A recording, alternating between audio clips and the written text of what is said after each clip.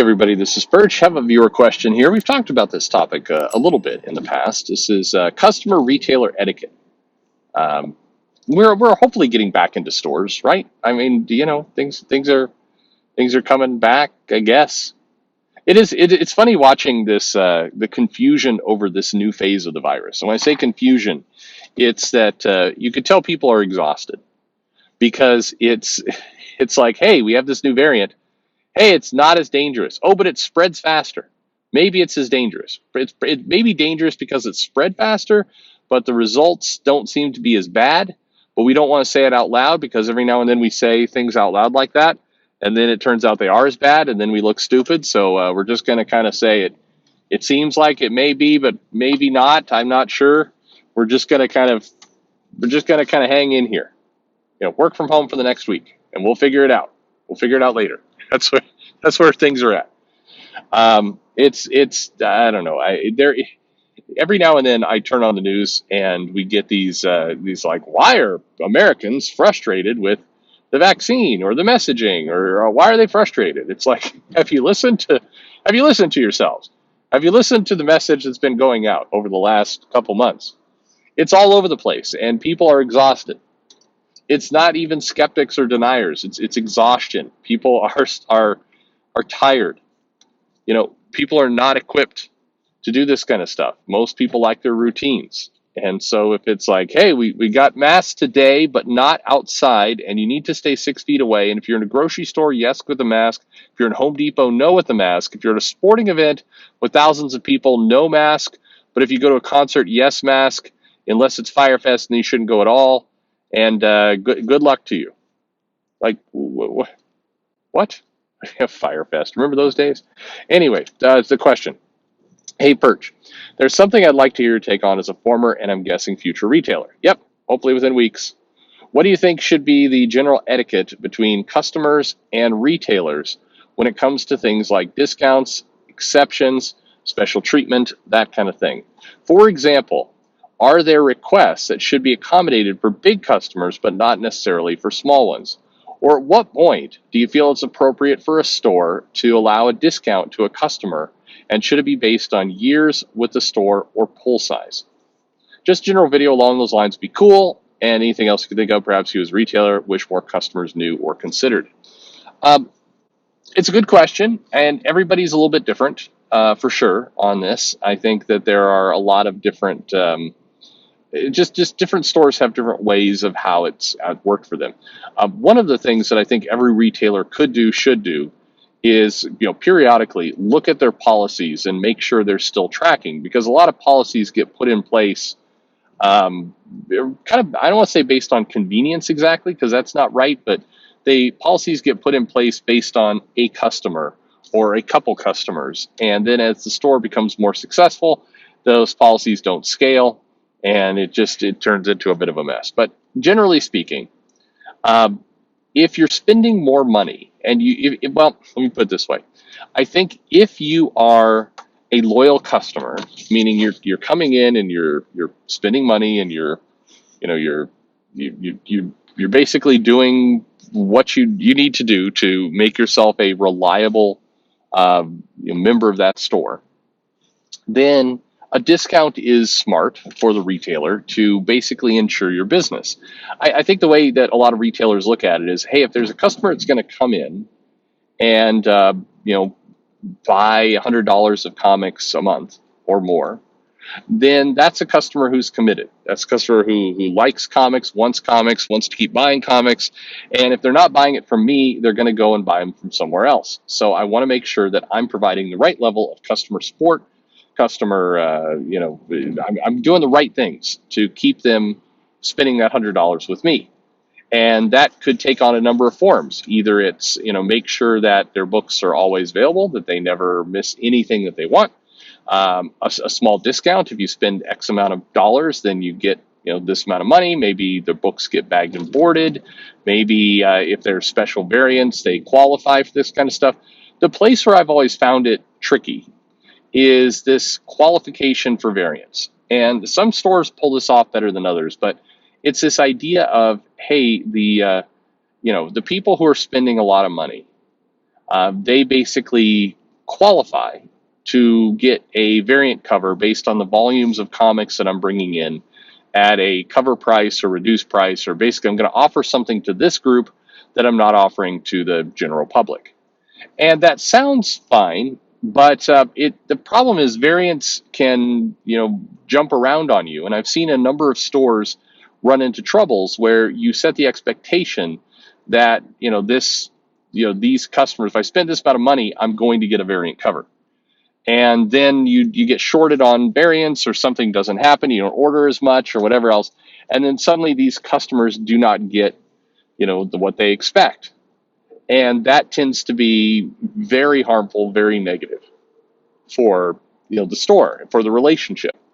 Whereas if you simply had a flat discount, like, hey, you're spending 50, 100, $250 a month, you're going to get 10% off, and if you're spending this, you get 15% off, or whatever else. You get some. That's much easier for people to understand. It's not. There's no way that the publisher is going to screw you by changing the rules around on their end. If you have comics to sell, you sell the comics you have. You give a flat discount on all those comics. It tends to be a better way to do it. But if there's one thing I'd like for customers to understand, it's that the retailer is the middleman. I've used this phrase before. There's something called B2B to C, business to customer. The business, first B, is the publisher. The second B is the retailer. The customer is you, is the person coming in with your cash.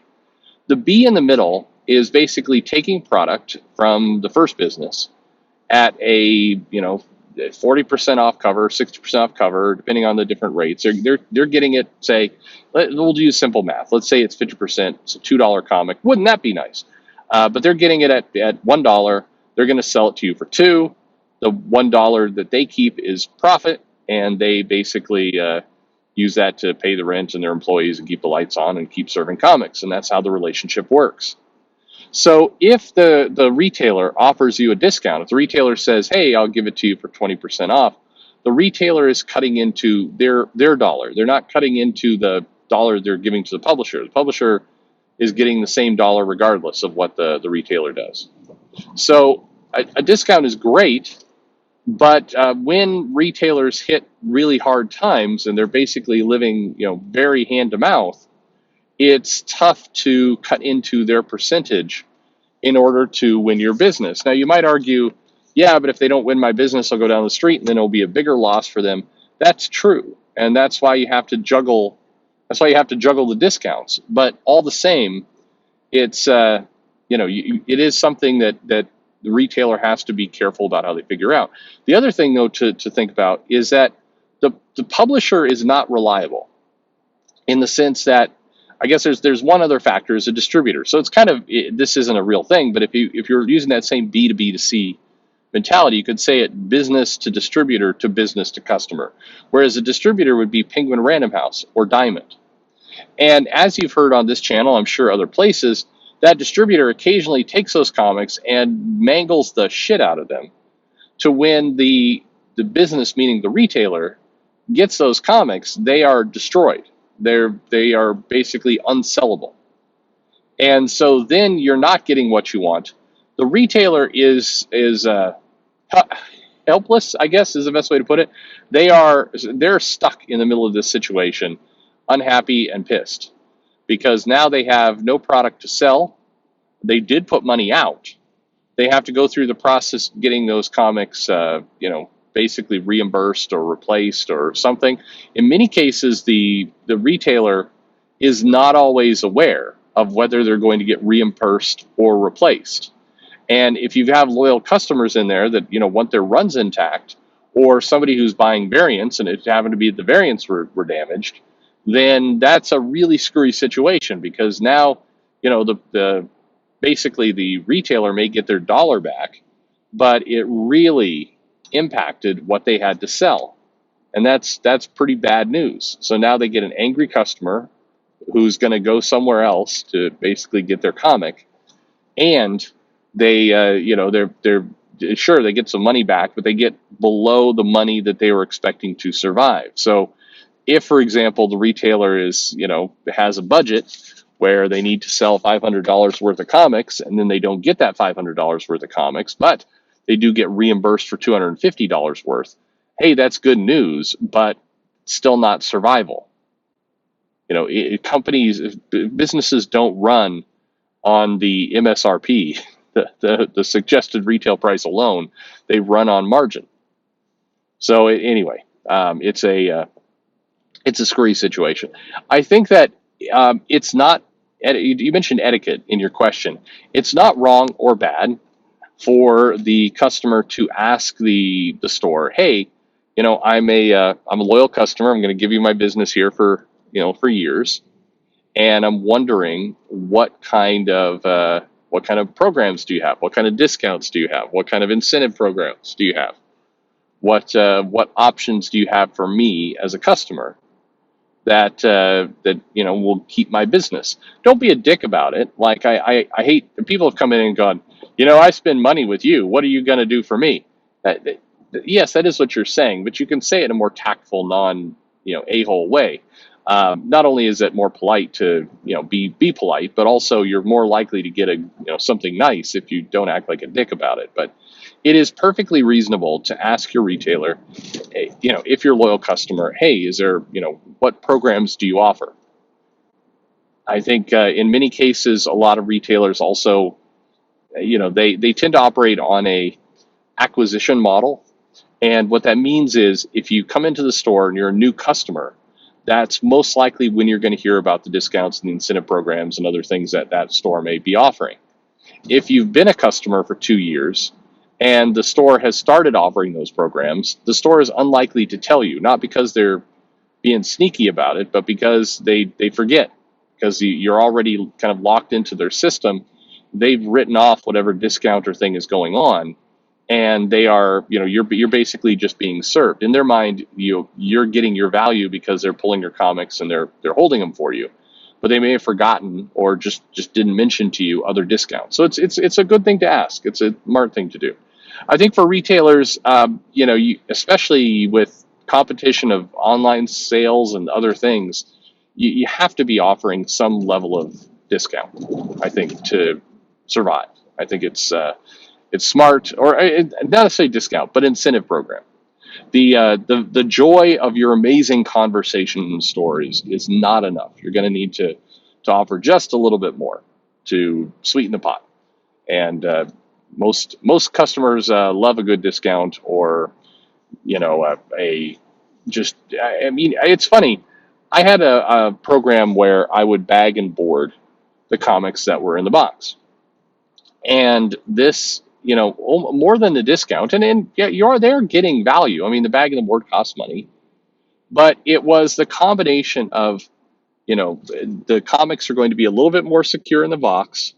And frankly, I did it for two reasons. One, to have an advantage, basically offer that as a benefit to people who opened a pull box, but also pragmatically, having the stuff bagged and boarded in the box meant that there was much less likely chance that the comic was going to get damaged in that box. And for a lot of customers, and this hit me more than once, they would come into, to buy their comics, and they would come in once a month. They wouldn't come in every week. People who are bigger collectors, they don't tend to operate week by week. You get excited about being a Wednesday warrior, but it's also the bigger money collectors, I always found, didn't come in weekly. And if there was a comic damaged in that box just by being shuffled around or whatever, something happened in there, then they would go to the shelf to get a replacement. But if they're coming in once a month, there's a good chance that comic has sold out. So now that creates a bigger problem. And so I just found bagging and boarding the comics kind of eliminated that whole problem. I was able to reliably, I'd have the comics are there, customers are happy because they feel like they're getting something extra. Really didn't make much of a difference to me. I didn't have to go and try and replace comics down the road. There was a sense of security about what people are buying. It made everything much easier. And I found that pretty good. But anyway, great question. And hopefully your store is doing something for you. And let me know in the comments below what kind of stuff your store does for you. And thanks for listening.